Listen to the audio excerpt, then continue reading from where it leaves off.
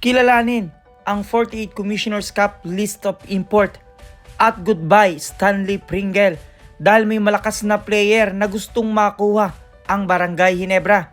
Yan nga ang ilan sa mga maiinit na pag-uusapan natin sa videos na ito, mga ka-idol. Matagumpay nga mga ka-idol na naisagawa ang PBA draft ngayong taon kung saan napakaraming mga draftee ang nagpa-draft at matagumpay din namang napili ang ilan sa mga personalidad o kilalang mga NCAA star katulad na lamang ng mga player ng University of the Philippines, mga ka-idol. Gayun din naman at kinilala mga ka-idol ang pinakamalakas na player at yan nga itong si Stephen Holt na nakakuha ng first pick na napili nga siya mga ka-idol ng tira firma. Ilan nga sa mga nakasama nitong si Stephen Holt sa first round pick, kasama dyan si Christian David na nakakuha ng Blackwater Boxing, Rain or Shine, Luis Villegas, Rain or Shine pa rin si Kate Daru, Xavier Lucero nakakuha ng Northport Batang Pier, Kenneth Tofi nakakuha ng Phoenix Super LPG, Elnet Soul Warriors na si Richard Roger, Meralco Bolts, Brandon Bates, Converge Piper Xer, Scotty Winston at Brian Andrade, Northport Batang Pier, Cari Flores, Tira Firma, Taylor Miller.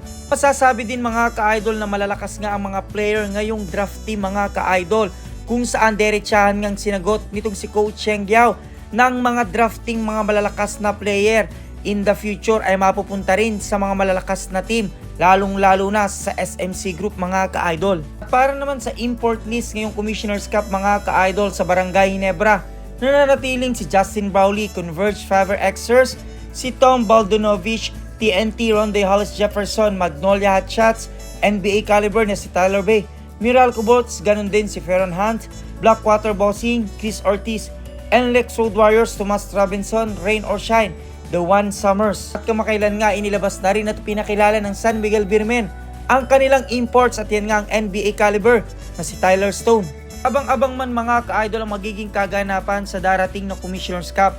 Ngunit mas inabangan din mga ka-idol sa ngayon ang tagumpay ng Gilas Youth mga ka-idol kung saan tinalo nga nila ang Japan para sila ay makamove sa FIBA World Cup mga ka-idol. May tuturing mga ka-idol na malaking karangalan para sa Pilipinas ang pagkapanalo ng Gilas Youth mga ka-idol.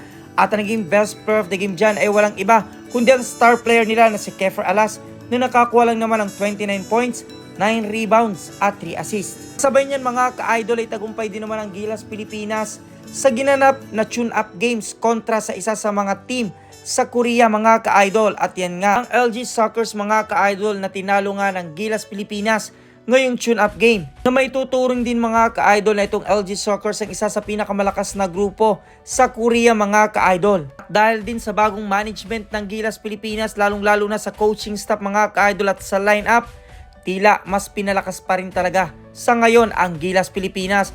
At sa score nga na 86-81 ay nagawa nilang talunin ang Team Korea.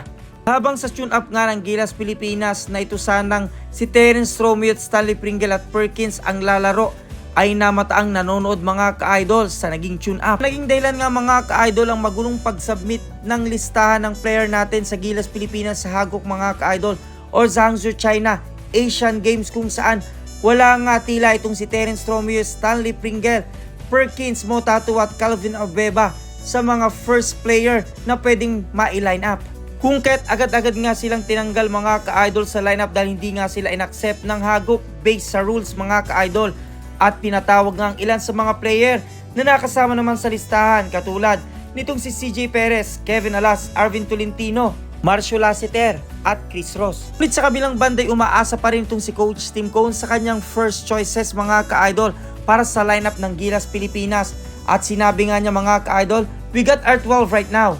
Pero he's still waiting for the eligibility of Abweba, Terence Romeo, Motatua, Perkins at gayon din naman itong si Stanley Pringle. Ilang araw na nga lamang mga ka-idol ay magsisimula na ang laban sa Asian Games. Sana nga ay malinaw nang i-anunsyo kung sino talaga ang magiging Gilas 12 mga ka-idol. Guluman sa ngayon ang lineup ng Gilas Pilipinas pero malinaw naman na cancer-free na itong si LA Tenorio at pwede na nga siyang magbalik mga ka-idol sa Barangay Ginebra at maaaring sa Gilas Pilipinas. At ayon nga yan sa latest test sa Singapore about sa cancer situation itong si LA Tenorio. Gayun din naman ay mainit namang winelcome itong si Maverick Amnisi na nasa Barangay Ginebra na nga mga ka-idol. At bali-balita itong si Jeron Teng ay maaaring mapunta rin kaya sa Barangay Ginebra? Lalo pat bali-balita rin mga ka-idol na magpapakawala na naman ng malakas na player ng Barangay Ginebra, katulad ng ginawa nila kay Arvin Tolentino at Greg Slaughter at ngayon naman itong si Stanley Pringle. At dahil nga mga ka-idol, nandiyan na rin itong si Maverick Amnesia na pwedeng pumalit sa pwesto ni Stanley Pringle, pinaplano nga tila ng Barangay Ginebra na pakawala na ito, na ayon nga rin yan sa post ni Snow Badua na nagkatotoo din mga ka-idol noon about kay Maverick Amnesia, na sabi nga ni Snow Badua about kay Stanley Pringle, "Love taking picture of me holding my favorite Pringles flavor," na tinatarget nga ng Barangay Ginebra ang first pick sa tira firma mga ka-idol na si Stephen Holt, na ito nga ay isang NBA caliber mga ka-idol. Kung kayong tatanungin ko mga ka-idol, hindi na nga kaya kailangan ng Barangay Ginebra itong si Stanley Pringle dahil nandiyan na nga itong si Maverick Amnesia, at karapat dapat na nga kayang makuha itong si Stephen Holt. Kung ano niya kasagutan, suggestion, question, advice, just comment down below mga ka-idol. At maraming salamat sa inyong panonood.